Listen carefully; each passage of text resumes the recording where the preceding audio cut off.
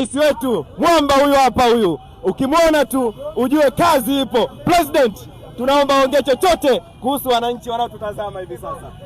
Bana, namna hiyo. Tuko Kahama, si ndio? Ndio. Safari ya kwenda wapi? Ushirombo. Ndio. Nimeacha gari langu nimekuja kupanda kwa wanangu hapa. Ndio.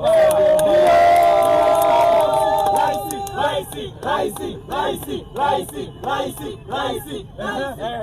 Jambo la pili. Ndio. Nina masikitiko makubwa sana. Kwa nini wamnyanyase mwenyekiti wetu?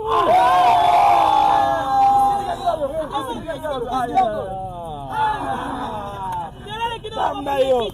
President, mwenyekiti. Jamani, ndio. Huyu Kevo ndio kesi naye.